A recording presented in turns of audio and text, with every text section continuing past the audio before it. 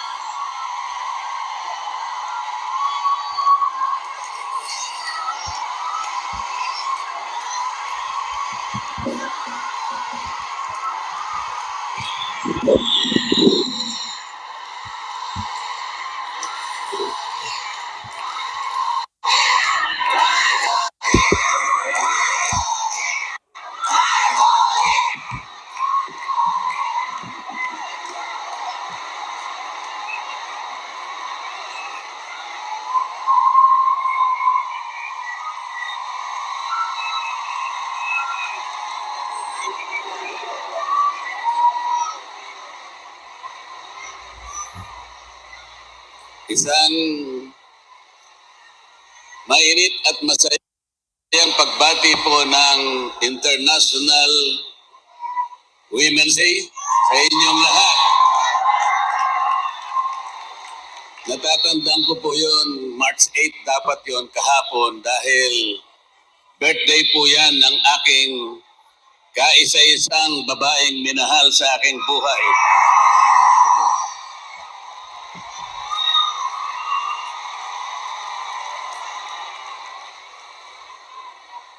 Sayang po, hindi ako pwedeng kumanta.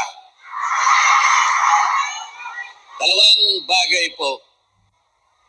Yung una, meron po kaming kaso ni Engelbert Humperdinck.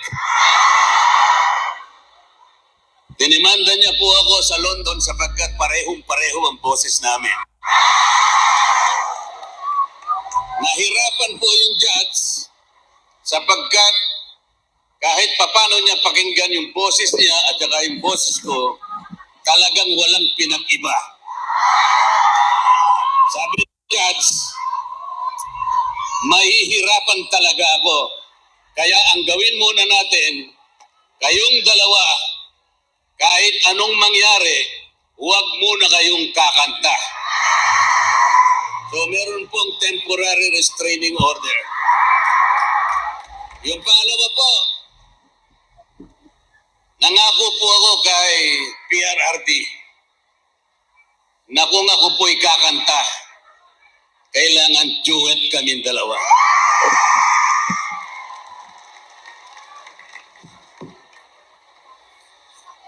Gusto ko po sanang mag-celebrate tayo sapagkat kagaya ng sinabi ko, International Women's Day.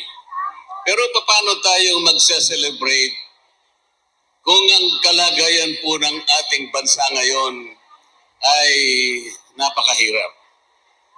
Napakataas po ng presyo ng bilihin ngayon, lalong-lalo na po ang pagkain. Natanong ko nga po yung isang lugar kamakailan dyan sa Bulacan, magkano na po ba ang 1 kilong bigas ngayon? Magkano na po?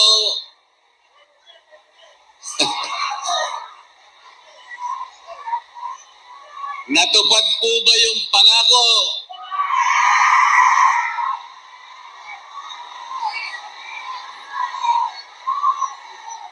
Ang presyo po ba o singil ng kuryente ngayon ay mababa sa ating bansa? Ngunit ang pangako po ng batas kailangan po maidulot sa lahat ng Pilipino ang kuryente, serbisyo ng kuryente sa murang halaga. Yan po ang pangunahing layunin ng batas na ginawa 24 na taon na nakararaan. Hanggang ngayon, kabaligtaran po ang nangyari. Ang singil po ng kuryente sa ating bansa ngayon ay pinakamataas sa buong Asia. At ang nakakalungkot pa po habang kayo ay nandito, alam po namin kayong lahat ay nagsasakripisyo sa inyong pamilya. Isipin po ninyo, yung pananatili nyo sa ibang bansa, hindi nyo nakakapiling ang inyong mga anak at mga mahal sa buhay. Napakasakit po noon. Ngunit, nagsasakripisyo kayo sapagkat gusto ninyong guminhawa ang kanilang buhay. Ganon din sana ang naisin ng bawat isa sa atin. Sana po'y makabalik kayo sa ating bansa na ang kondisyon ay hindi na ganito. Sapagkat pananagutan po ng Estado na pangalagaan ng lahat ng mamamayan. Ngunit ang nangyari po ngayon, ang katiwalian at corruption sa ating bansa ngayon ay lubog na ang ating bansa. Baka hindi po ninyo alam, halos 30% ng pera ng kabangbayan ay napupunta sa bulsa ng iilan. Ano po ang epekto nito sa atin ngayon? Lalong lumubha po ang kalagayan, kahirapan sa ating bansa. Bumagsak ang kalidad ng edukasyon. Bumagsak din ang kalagayan ng ating public service, transportation, communication, pati po yung pangkalusugan, wala na rin po. Paano po ngayon at paano natin naasahan na kayo'y isang araw ay babalik sa ating bansa sa ganitong kalagayan? Kailangan po ay pagtulungan natin. Ang una po nating dapat gawin ay pakaingatan natin ang mga boto natin sa susunod na eleksyon. Malapit na po yan. Malapit na po yan. Nagsalita po yung mga kasama ko rito at humihiling sila ng inyong tulong na kaming lahat sana ay matulungan nyo na makarating sa Senado. Ito lamang po ang tanging paraan para sa ganon masolusyonan natin, marisolba natin ang napakalaking hamon at maraming problema ang kinakaharap ng ating bansa. Wala pong ibang paraan. Hindi po mariresolba ang problema ng bansa sa pamamagitan ng ayuda. Ito na lamang po ang pinangangalagdakan ng isang team na tumawag sa amin na Team Suka. Yung ayuda po ay economically unsustainable. It is politically conflicted and it is emotionally disturbing. Bakit po? Hindi po ganito ang paraan para paluguin natin at ibangon natin ang ekonomiya ng ating bansa. Alam po ba ninyo kung pinagsama-sama natin ang lahat ng mga ayuda na binibigay sa ilan lamang nating mga kababayan, ito po ay aabot sa halos 200 bilyong piso. Pero hindi po nyo na itatanong ilan lamang ang nabibigyan. Hindi po lahat nabibigyan. Ang tansya po namin, 10% lamang ng mahihirap sa ating bansa ang nabibigyan. Sa mga katwid, yung 200 billion na ayuda ay nasasayang lang.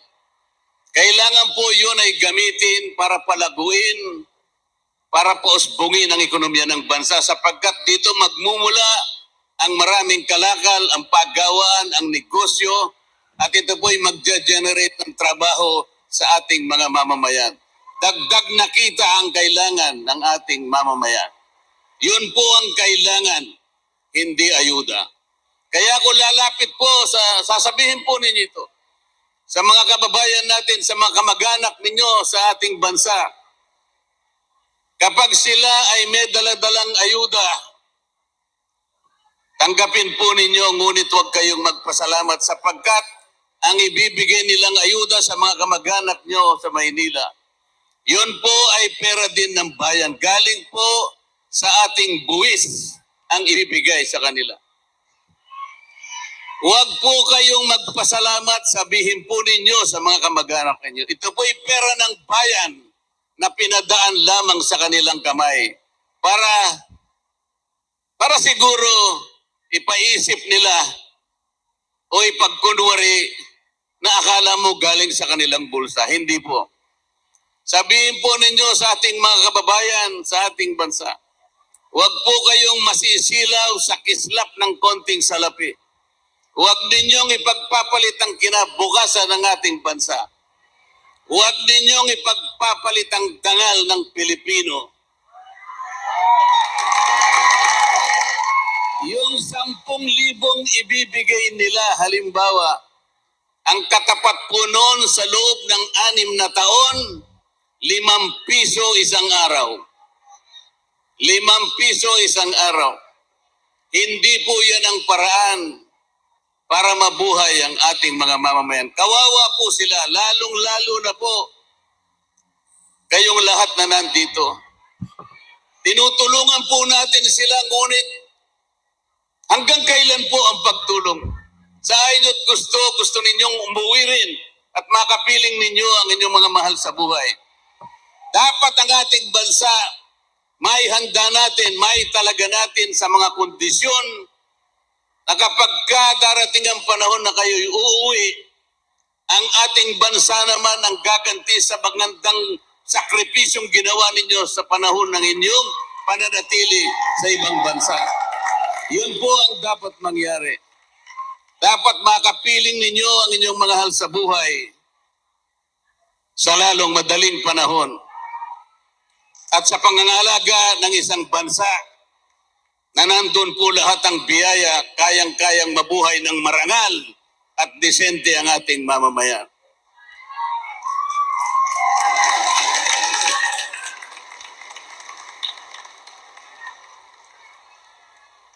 Ako po, nagsakripisyo din. Dahil po sa aking kagustuhan na maitanghal natin ang katwiran at ang mga tuntunin namin sa House of Representatives. Nagalit po lahat sa akin ang lahat ng leaders ng House of Representatives sa pangunguna po ng aming speaker. Ayaw kong sumali noon sa paghihiring, sa pagdinig, sa prangkisa ng SMNI sapagkat mali ang kanilang gagawin. Doon po unang nagalit sa akin ang leadership ng House of Representatives. Lalong-lalo na po nung dumating ang Quadcom.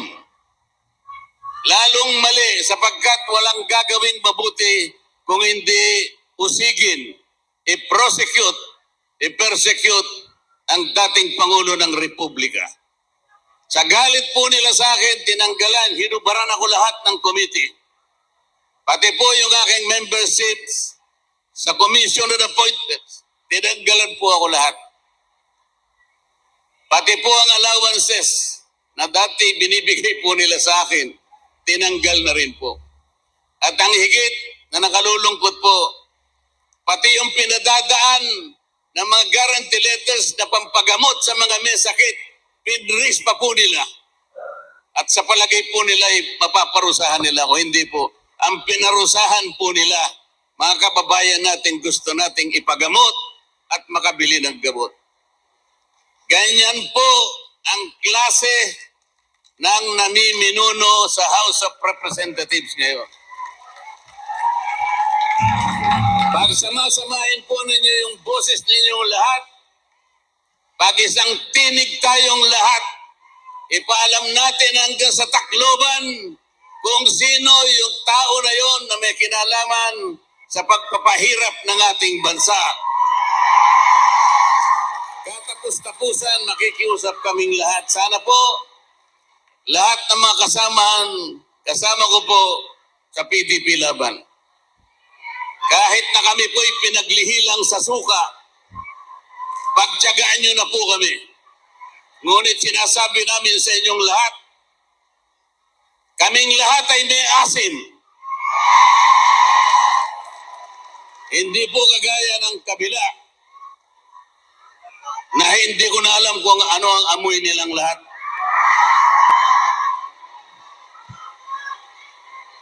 Salamat po sa dating Pangulong Rodrigo Duterte sa pagkakataong ibinigay niya sa atin para magkita-kita tayo sa araw na ito. Isang makasaysayang araw po ito na tatanawin kong malaking utang na loob sa aking buhay. Itatala ko rin po ito na personal kong experience at hindi kakalimutan habang ako'y nabubuhay. Sana po kaming lahat ay makabalik sa lugar na ito para pagsaluhan natin ang ating pinagsamahan sa araw na ito. Lalong-lalo na po kung kaming lahat ay babalik dito bilang ganap na senador ng ating Republika. Maraming salamat po sa inyong lahat.